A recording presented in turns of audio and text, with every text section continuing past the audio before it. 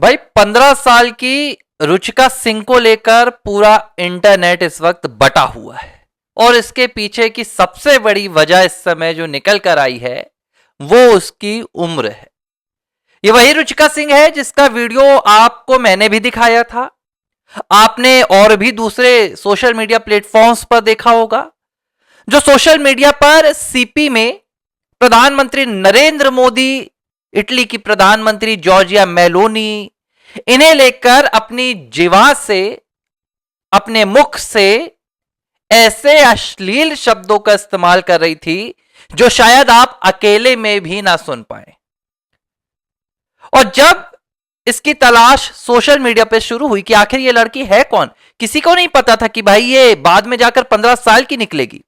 लोगों को लगा कि जिस तरह की इसकी बातें हैं ये कोई वयस्क लड़की है जो संस्कारों के अभाव में अश्लीलता में जी रही है। लेकिन जब तलाश हुई, एफआईआर हुई, नोएडा पुलिस ने बकायदा शिकायत दर्ज की, तब तक पता चला कि भाई एफआईआर में भी कहा गया है कि उसकी जो उम्र है वो 25 साल है। लेकिन बीती शाम एक वीडियो आया जिस वीडियो में एक बार फिर से यही रुचिका सिंह नाम की 15 साल की ये नाबालिग वीडियो बनाकर माफी मांगते हुए नजर आई। माफी में इसने कहा कि ये अपनी नजरें आपसे, देशवासियों से नहीं मिला पा रही है। इसने कहा कि मैंने अपने अकाउंट से पीएम मोदी का कोई वीडियो साझा नहीं किया, कुछ भी पोस्ट नहीं किया था, लेकिन जब मैं सीपी में गई तो वहां ग्रुप बना बनाकर लोग पीएम मोदी को गालियां दिलवा रहे थे और दे रहे थे और मुझे भी फोर्स किया गया। मैं उनके इन्फ्लुएंस में आई और मैंने भी प्रधानमंत्री के लिए ऐसे शब्दों का इस्तेमाल कर दिया जो मुझे कभी नहीं करना चाहिए था। रुचिका कह रही है कि यह उसकी पहली और आखिरी गलती है और वो कभी भी अपनी जिंदगी में दोबारा ऐसी गलती नहीं करेगी। रुचिका का जब यह माफीनामा आया तो 15 साल उसकी उम्र देखकर लोगों का थोड़ा आक्रोश तो कम हुआ। जब लोग ये देख रहे हैं कि भाई सिर्फ 15 साल के, तो जाहिर सी बात है कि किसी बच्चे के प्रति कोई भी इतनी घृणा की भावना नहीं रखेगा। लेकिन जितनी घृणा की भावना इस रुचिका सिंह ने रखी थी प्रधानमंत्री के लिए, जैसी भाषा का इस्तेमाल उसने किया था, यह तो तय है कि रुचिका सिंह मानसिक तौर पर बुरी तरीके से जूझ रही है। ये जिसकी भी बच्ची है भाई, 15 साल की उम्र में अगर ये इस मानसिकता पर जी रही है कि ऐसे भाषा, ऐसी शब्दों का ये इस्तेमाल कर रही है, तो ये जांच का विषय है, ये काउंसलिंग का विषय है कि भाई आखिर ये कहां से ये सब सीख रही है और इसके दिमाग में ये सब कौन डाल रहा है। लेकिन होता यह है कि जो अब तक इसके खिलाफ एक्शन की मांग ले रहे थे कि हां इस पर एक्शन लिया जाए, इसकी उम्र देखकर लोगों ने कहा कि भाई ठीक है, अब 15 साल की बच्ची को क्या अदालत का चक्कर कटवाओगे, क्या 15 साल की बच्ची को तुम फांसी पर चढ़वाओगे। एक काम करो, अब माफी मांग ली है, इसको अपनी गलती का पछतावा हो गया है तो जाने दो। लेकिन आतिशी, आम आदमी पार्टी की नेता, महुआ मोइत्रा और इंडियन यूथ कांग्रेस तो रुचिका सिंह के बचाव में नहीं आया, वो रुचिका सिंह के विचारों के बचाव में आ गया। आतिशी ने तो भाई लंबा चौड़ा ट्वीट करके कह दिया कि हम शर्मिंदा हैं कि तुम्हें माफी मांगनी पड़ी। अरे मतलब भाई, अगर किसी ने अपने कुकर्मों के लिए सार्वजनिक मंच पर आकर माफी मांगी है तो तुम्हारे लिए शर्मिंदा होने वाली कौन सी बात है आतिशी। ये अगर तुम्हारी बेटी होती तो क्या तुम तब भी यही कहती कि माफी मत मांगो? और मैं अभी खुलकर बोल नहीं रहा हूं चैनल में, उन शब्दों को बोल दूं तो तुम अपना शक्ल छुपाने लगोगी।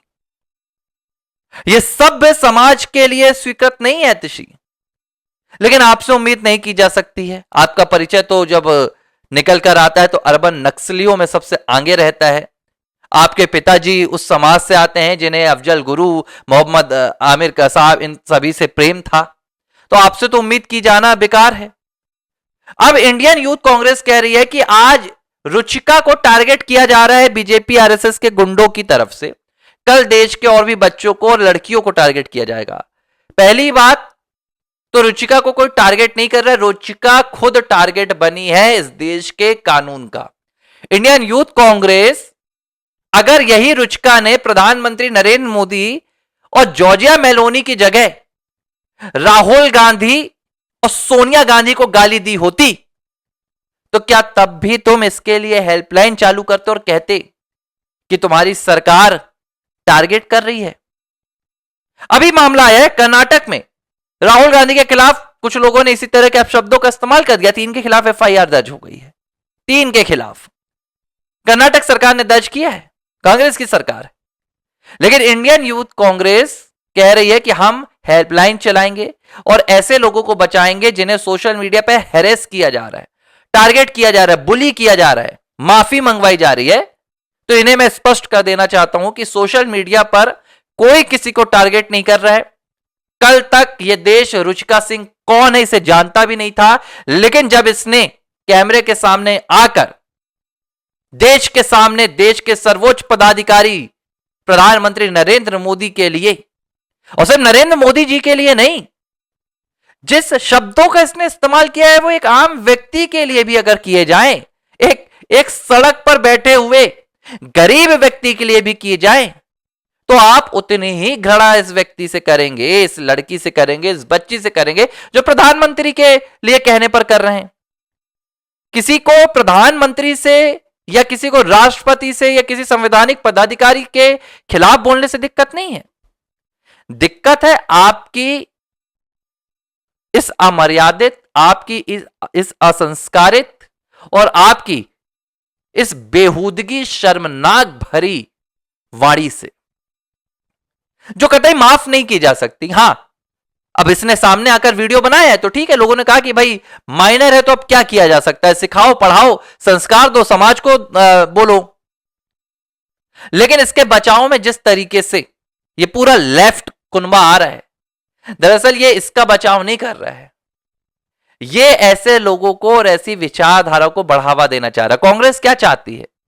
कांग्रेस चाहती है कि अगर आज नरेंद्र मोदी प्रधानमंत्री हैं, उनको गाली देने वाले बच्चों को पछतावा होने लगा, महज 1 हफ्ते के भीतर वो सोशल मीडिया पर ट्रोल्स का शिकार होकर वीडियोस बना रहे हैं, उन्हें समझ में आ रहा है कि ऐसी भाषा शैली ये भारत की संस्कृति स्वीकार नहीं करेगी, ऐसी अमर्यादा, ऐसा शर्मनाक बेहूदगी भरा आपका व्यवहार ये भारत का समाज स्वीकार नहीं करेगा, ना कानून स्वीकार करेगा। तो उन्होंने माफी मांगना शुरू किया। लेकिन कांग्रेस को तकलीफ है भाई कि अगर आज ये लोग माफी मांगेंगे तो कल पीएम को गाली कौन देगा, और राहुल तो उकसाते हैं गाली देने के लिए। तो इंडियन यूथ कांग्रेस ने बकायदा एक लीगल सेल खोल दिया है, हेल्पलाइन जारी कर दी कि जो भी प्रधानमंत्री को गाली देने वाले लड़के लड़कियां हैं वो हमसे कांटेक्ट करें, हम उनके लिए कानूनी सहायता देंगे। अगर ऐसा है तो भाई मुझे लगता है कि कांग्रेस पार्टी को कर्नाटक के उन 3 बच्चों को भी इंडियन यूथ कांग्रेस को कानूनी सहायता देनी चाहिए जिन्हें राहुल गांधी के खिलाफ बोलने पर एफआईआर का शिकार होना पड़ा। लेकिन मैं उनका समर्थन नहीं करूंगा, मैं नहीं समर्थन करूंगा भाई, जो गलत है सो गलत है। गाली वाली भाषा में आपको याद दिला रहा हूं, अजीत भारती गाली देते हैं। जब उन्होंने गाली प्रधानमंत्री और आरएसएस, बीजेपी इन सबका विरोध किया तो मैंने उनका विरोध किया था। अच्छे यूट्यूबर है भाई, अच्छी खासी उनकी फॉलोइंग है, बड़ा चेहरा है राइट विंग का, लेकिन मैंने कहा देखो ये यार समाज में इसकी स्वीकृति नहीं है। तुम्हारे पास मां सरस्वती की कृपा से शब्दों का भंडार होता है, और अगर तुम्हें अपने विचारधाराओं को प्रस्तुत करने के लिए विचारधारा को गाली का ही सहारा लेना पड़ता है तो ये तुम्हारा अल्प ज्ञान है। ये तुम्हारी, भाई मैं ये नहीं कहूंगा कि बहुत बुद्धिजीवी संरचना है कि तुम गाली दे रहे हो। गाली दिए बिना बहुत कठोर बातें की जा सकती हैं।